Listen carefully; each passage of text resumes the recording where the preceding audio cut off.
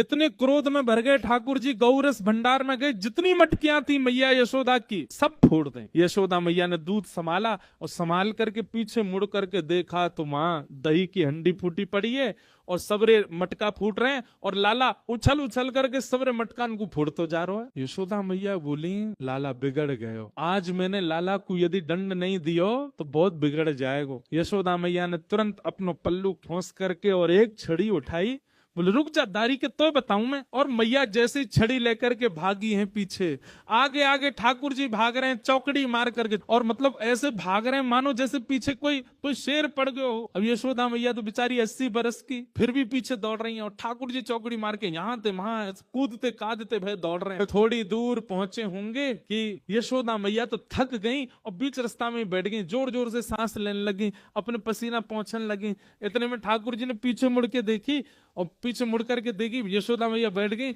एक वृक्ष की आड़ में चले गए और वहीं से कह रहे मैया कहाँ भयो, तू भाग क्यों ना रही मेरे पीछे। यशोदा मैया बोली लाला मैं थक गई हूँ ना, अब बूढ़ो बड़ो शरीर है, तू इतना दौड़ावे मुंह को, अब मैं हार गई हूँ। ठाकुर जी बोले मैया, ठाकुर जी को चिंता हो रही है, मैया मैया तेरी हार कैसे दूर होएगी। यशोदा मैया बोली अच्छा सीधे कितने ठाकुर जी। यशोदा मैया बोली मेरो लाला दौड़ के आवेगो और आके मुंह को अपने अंक में भर लेगो, सोई मेरी हार दूर रह जाएगी। सो ठाकुर जी एक बार तो दौड़े मैया की ओर और दौड़ के फिर रुक गए। मैया बोली कहाँ भयो लाला आजा। ना है मैया मैं ना आऊंगा। बोले क्यों। वो तेरे हाथ में जो छड़ी है ना, तू याते मुझको बहुत डर लगे, पहले या कुछ दूर फेंक तब आऊंगा। और कहा पे तो तेने याते 2-4 बार मार दियो तो मेरे लग जाएगी मैया, पहले याकू फेंक। मैया बोली सांची बता, याकू फेंक दूंगी तो आ जाएगा। बोले हाँ। मैया ने जैसी छड़ी फेंकी ठाकुर जी दौड़ करके गए, बिल्कुल विचार नहीं किया कि मैया मुझे पकड़ लेगी, दौड़ करके गए और मैया के अंग से लग गए और जाके मैया के प्रश्वेत संभालने लगे। मैया